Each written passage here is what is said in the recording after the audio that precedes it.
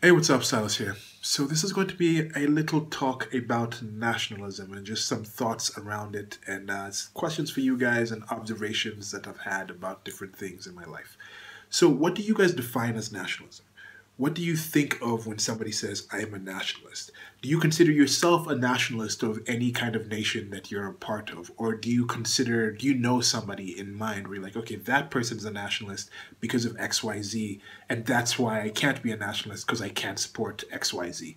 Do you have that in mind? Okay, here we go with the definition from English Oxford Living Dictionaries of nationalism, which is a noun. Identification with one's own nation and support for its interests, especially to the exclusion or detriment of the interests of other nations. An example given here, their nationalism is tempered by a desire to join the European Union. So this would be a kind of situation, as is talked about here, how some nationalism is actually especially to the exclusion or detriment of other countries. So it's a kind of situation where they'd say, okay, we can see the positives of joining the European Union, this kind of overreaching group of different countries. So we're going to kind of hold back on our exclusionism and we're going to say, okay, yes, it's going to be a lot easier for people from these countries to enter our country, or we're not going to demand so much that this one religion that's very important in our country be held like across the border, these certain customs. We're going to kind of temper down the things that define our nation in order to get the benefits of joining this kind of bigger group. So that's what they're talking about, I think, in this example. And another example here, 1.1, another definition here is given the advocacy or support for the political independence of a particular nation or people. So they're talking about here the Scottish nationalism is an example they're giving. So this is just a kind of identity thing.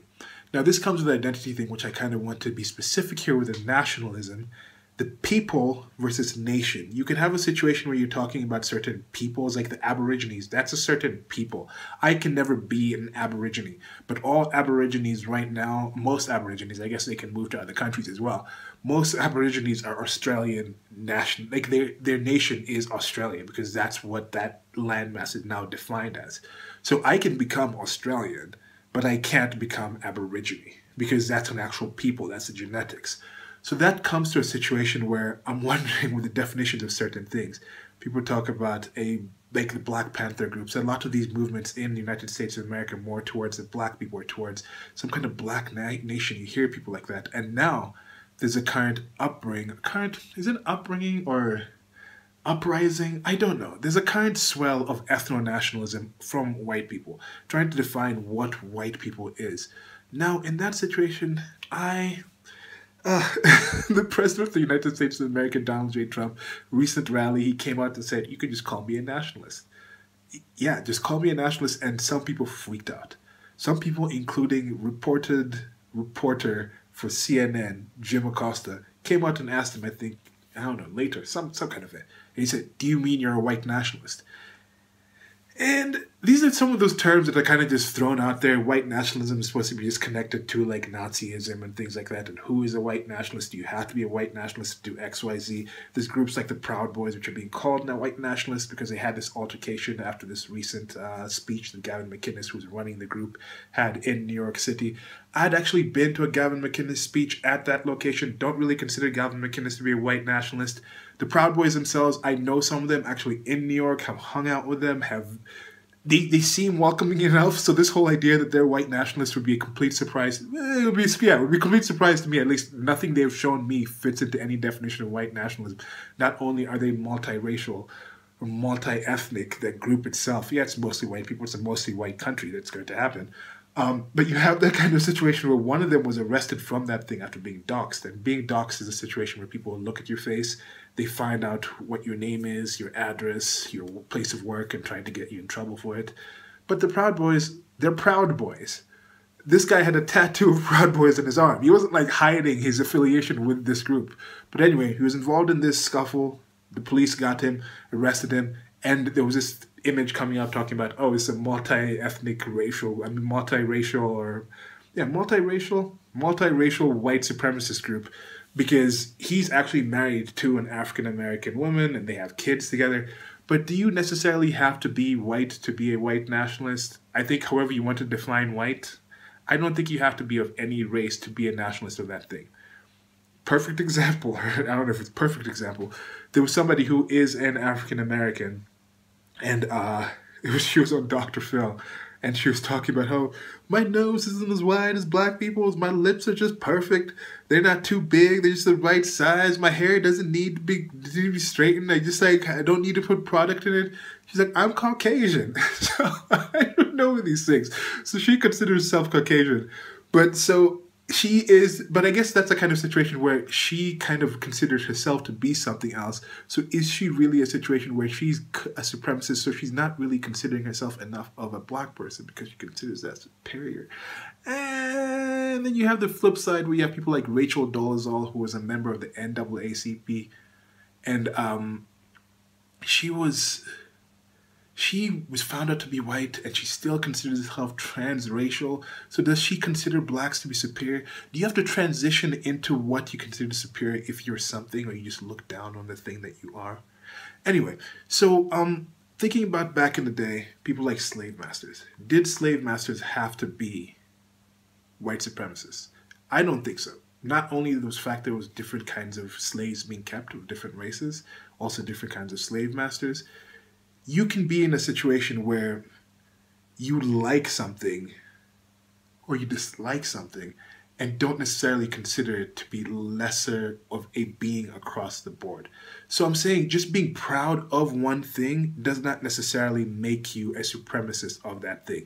You might be a white preferist, white preferist, is that a thing? Preferencist? So you can definitely prefer things. You can prefer things without considering them to be supreme over everything else. So I think those things are kind of conflated in a negative way. But okay, so the things you might think Jim Acosta might consider Donald J. Trump to be a white supremacist for, or consider the Proud Boys to be white supremacists for, or these other groups that they're calling white supremacists, what are those things that you have in mind? Because I wouldn't be surprised if I kind of share some of those things about the United States of America. When Donald J. Trump was talking about America first, that's what he's talking about. He's talking about this kind of nationalism where it's like, yes, especially to the exclusion or detriment of the interests of other nations. He's saying, no, I'm an American, I'm the president of America, and I'm going to look after American interests over other countries. Even if it ends up harming those other countries, I don't care. That's what I'm going to do. So in that kind of situation, I can completely understand him being a nationalist. Where do you jump into the whole white part? How are you defining whiteness? Now, with Jim Acosta, I don't know if he'd consider someone like Khabib Nurmagomedov to be white. And that's a UFC fighter that recently fought Conor McGregor. Now, he's from the areas, and he's from Dagestan. Now, Dagestan is an area near the Caucasus Mountains. So if whiteness has genetics over ideology to be a part of it, then you'd have to consider Khabib Nurmagomedov to be a white person. But that whole area is also Muslim. He was talking about Inshallah, he's very proud about his religion, he was very insulted by the things Conor McGregor was saying about him and things like that. And he's proud about his culture, he's proud about his peoples, he's proud about the location he's from. And I would definitely consider someone like Khabib Nurmagomedov to be a Dagestani nationalist. So that country is mostly white. I mean, I would say any definition that any actual avowed white supremacist would have of white people genetically, that would cover what Dagestan was at a higher clip, at a higher percentage than the United States of America, by any stretch of the term. So you have that kind of situation. Now, does that mean Islam is completely against whiteness, is against being white? Now, these same people would say Donald J. Trump is anti-Islam. They'd probably be like, oh, you went to the Muslim ban and things like this. So can you necessarily be that way and also be pro-white? So this is, I don't know. I don't know what these things are. What do you guys think? What is going on in the people's minds when they say these things? Now, there definitely is a situation where there is nationalism. You can be of a people or you can be of a nation, so you can have different kinds of nationalism in there. Now, the United States of America, Dr. Victor David Hanson puts this in a really good way, and he says that the United States of America is the first example of a civilization that has been multiracial, actually having people of different genetic makeup. So that doesn't necessarily define who the people were. It was the United States, these United States of America. And the states, you move around, even within states, let alone across state borders, and you see the differences. And I think a lot of the people on the political left, a lot of them moved from those areas because something about their personality and the way they were wasn't really quite fitting, and they decided, I'm going to move. And most of the people who moved and actually stayed somewhere else, kept moving, got in that situation where they realized, oh, there's all these different kind of people here. Oh, I don't really quite fit in here. Let me go see what it's like over there. And you have that kind of situation where they understand, like, yes, this can be a nation. It's defined as this United States. But I also realize that there's places here. When I think of the country, there's places that are also included in that definition of the country that I can't just support as a nationalist, where I'm like, okay, this part of the country is actually really bad and I really do without it, and I might have actually seen places in other countries that are better. So it's kind of hard for you to just completely just say, that country out there, I'm going to exclude that and just be nationalist to this. So I can understand why a lot of people on the political left don't really get down that nationalism thing. And I'd say people on the political right, I think a higher number of them will be people who have stayed in one area. Or they moved and were like, okay, we like it where we were, so they come back to that place. So they have more of an idea of just being like, okay, this one area, when I look at the nation, when I think of the nation, it's more this one area where most of the things are positive. There may be some negative things out there, but I can't really imagine going somewhere else. So for them, they have more of an affinity to be able to just think of the nation in that way. It may be looking at the country in a smaller way than in a grander way, because I don't know how much these people actually just have that whole grand thing about the United States of America, the nationalists, the idea of the scope. I don't know, that's for a different video. But I don't think that goes aside. I mean, I'm saying these things to kind of explain that there is a definition in their minds of what it means to be American, I'd say. When you say, okay, an American nationalist, even if it's a white nationalist, somebody saying Donald J. Trump is a white nationalist, they'd have in mind the whiteness. But let's focus on the definition of what it is to be American. What is it to be an American nationalist? Is it possible, like currently there's a migrant caravan of people coming from Honduras, coming up through South America. Honduras now, they're in Mexico and they're trying to come to the border and enter the United States of America. There's a big coverage of this. I'm just talking about the illegal immigration and just migration in general. How is it? Is it possible for these people to become American? Can you possibly be a foreigner and be an American nationalist? I mean, I think there definitely are some possibilities, because people would be thinking like, look, these people are different. They're not going to fit in here because they believe in certain things in different ways. They have different cultures, different values. And some of them are completely open about it. They're coming out waving flags of other countries and coming to look for jobs so they can send money back home. And doing that is not necessarily coming to be an American. That's a situation where, yes. And this is something, in a separate video I also talked about this, but I'm wondering, the people who come out and say, like Conan O'Brien is a late night TV host, and I don't know if he's posting this in jest. I don't know. I'm not going to quote him, but I'm just going to say the people in general on the left who say, oh, these people are coming in to do the jobs that are going to help us support, like cut your, like mow your lawn, take care of your kids, wash floors and things like that. And I'm like, how do people say this about people? What is this whole situation that these people are coming to do jobs that Americans don't want to do? Don't they understand, like, if once these people get their citizenship, are they automatically going to stop doing that? Or is it kind of thing where it's like an incentive where people decide to do something?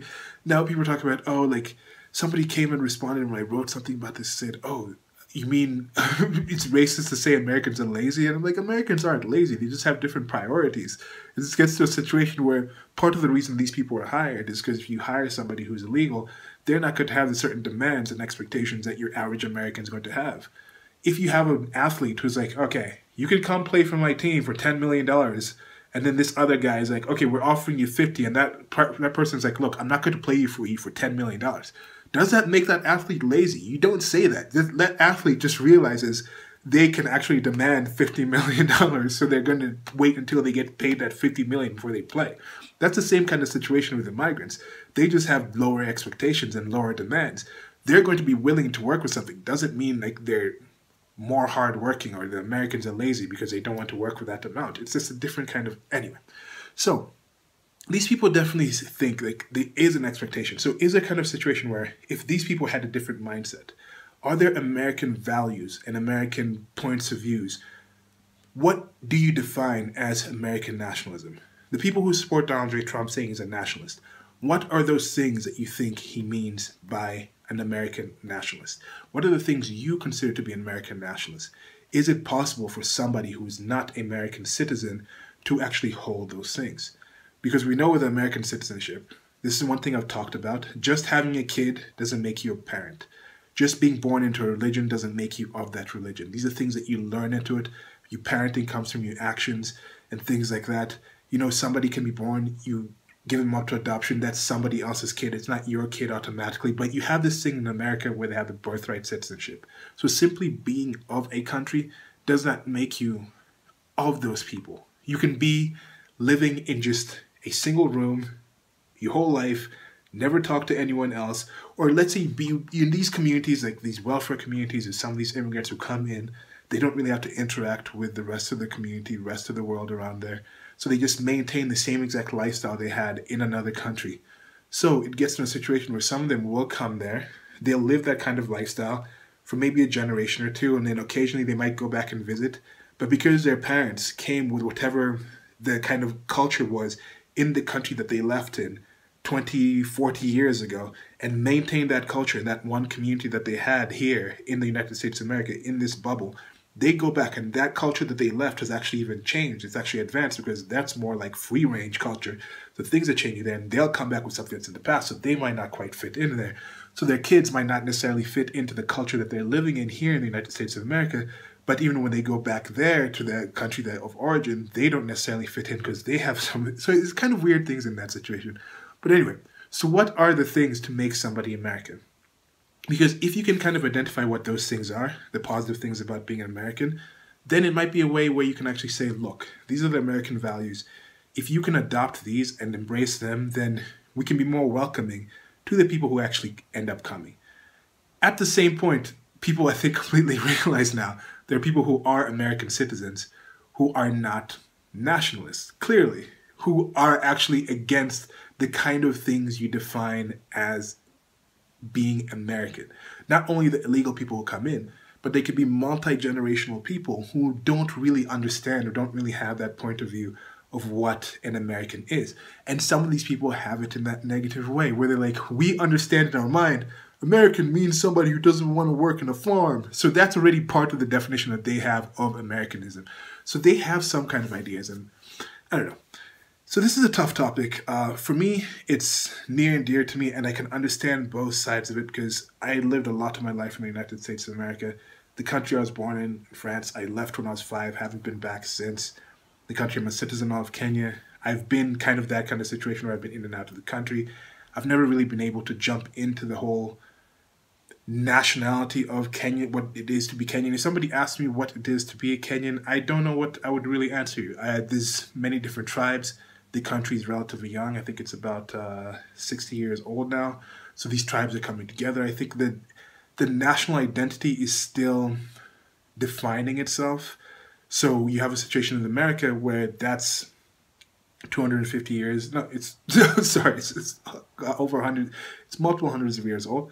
So that's the kind of situation in the United States of America. So that's also changing and also morphing in its own way. When you look at some older countries, like you look at China, you look at places in Europe that have thousands of years of the histories towards those locations. So they have different kinds of ideas with what their nationality is, what the people that make up those areas are. You look at a place like Japan and you realize, okay, even the Japanese, people look at that now and say that's a perfect example. A lot of the ethno-nationalists in the United States of America will often quote a place like Japan and be like, we should be like Japan and just limit it to 95% Japanese people. And they kind of conflate the Japanese nationality with some kind of Japanese racial makeup. Yet even with the Japanese, there's this really cool manga I read.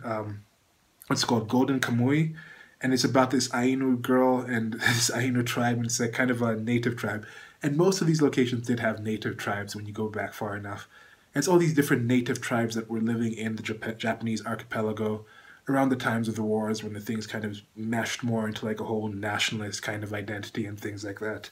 So even a country like that has a lot of diversity. Yeah, it's not as big as the United States of America, landmass-wise, people-wise, I think it's like 100 million, 114 million people or something, dropping with the replacement rate. But yeah, so there's a lot of things I kind of went over in this. Just wanted to touch on a few subjects here And finishing off, just asking you guys with the nationalism thing, what are the things you value about the United States of America or whatever nation you consider yourself a part of? And what would you do to kind of defend those things? Or how would you kind of explain these things and make a case for these things to other people? People who want to come there, would you say, okay, if you're coming here, understand this is how we do it here. This is how we behave here. We may be a multiracial culture, like the United States may be the world's first successful multiracial nation in that way, but it has never been multicultural. I think it's always had an American kind of culture. And that's something I am trying to embrace and understand, having moved to different parts of the United States of America, finally lived on the West Coast for a while, a few years back, over the last couple of years, visited Seattle, been down in San Francisco, been on more on the East Coast, like the DC area and things like that. Went to school in West Virginia. I went to Florida, to Disney World, and Disney World is just the greatest place ever. But Disney World's not really America. It's part of the United States of America, but you can't go to Disney World and be like, oh, like, I know what it is to be American. Well, in a way, you kind of, because it's a capitalist, there's everything. I guess there's a lot about Disney World that is very Marca. But yeah, so what does it mean to be American? In specific with America, most of the people listening to this are going to be American.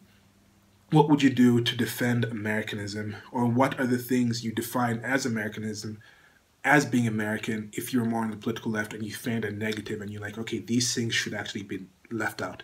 Specifically, not just this nebulous idea, but the nationalism that Donald J. Trump is talking about. If you support that, what are those points? What are those things you'd kind of be like, yeah, this is what it is to be proud about? Or if you're against him saying he's a nationalist, he shouldn't be a nationalist, he should be a globalist or whatever, what are the things you're like, these things should be left aside?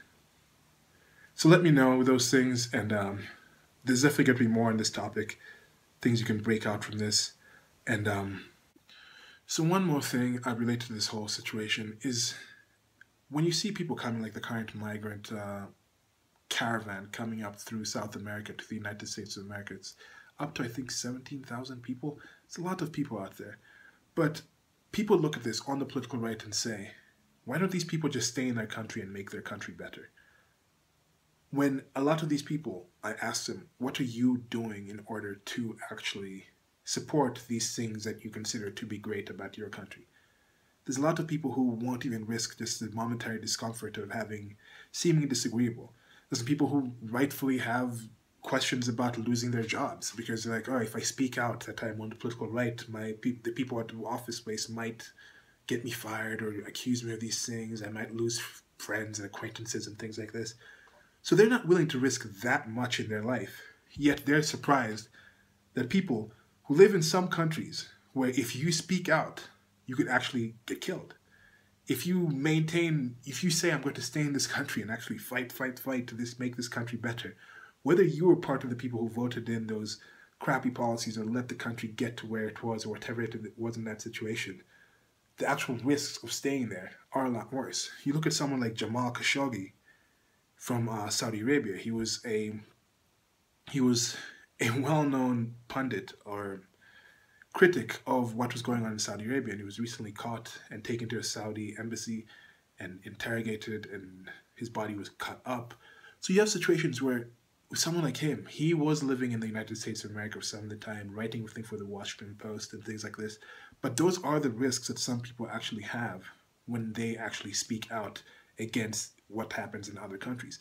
So some of the stakes that these people have, some of the challenges they have to actually stay there and fight, are at a lot higher risk to actually their life than what I see a lot of Americans kind of shirking by, stepping by. And that goes back to that whole thing where people talk about how, oh, these immigrants are coming to do jobs that Americans don't want to do or things like that. Or people say, like, somebody responded, as I might have mentioned this, but somebody responded to me talking about that saying, oh, is it racist to say Americans are lazy? Because I was responding to somebody else who wrote something like that. I'm like, do they not see how that seems when you're saying all these immigrants are coming to do these menial labor jobs, working in farms, taking care of your kids, mowing lawns and things like this? Like, what are you saying about these people? These people can't actually be able to do any job that an American can possibly do? Like, you're just saying there's no possible way they can do other jobs? You're telling me if they were offered another job, an office job, to sit there in front of a computer, they'd be like, no, it's not tasking enough for my body. I want to be out there in the farm. Or is it a situation where they're like, I would rather be in the farm making whatever amount of money than back home? And that's the kind of thing where some of these people truly are willing to walk miles to get the positives of the United States of America. Whichever positives it is. Even if it's like the positives and then they send them back, even if it's a situation where they don't know how to maintain these positives and will help vote for people or just giving them more free things, regardless, they're doing those things rather than staying where they are. Yet you have people who won't even just speak up in a room of random people. At a party, somebody's talking bad about things they consider to be positive about the United States of America, or somebody they support in the United States of America. And they're like, I'm just not going to say anything because like people are going to look at me funny, and then they're going to say things, and then like I might not be able to be invited back to this party again if I talk. No, I mean, I don't understand that mindset for some people. Like, okay, I'm going to write online things. I'm not going to talk about my name. I'm not going to talk. It's like, no. If you're not willing to risk losing a job, just losing a friend, having somebody call you a bad name, understand why people are not willing to risk situations where they can actually die for actually doing some of those things. And maybe there's a situation where actually people are thinking it actually goes further to that situation. And I do know, to me, still losing your life is a lot worse than losing your lifestyle.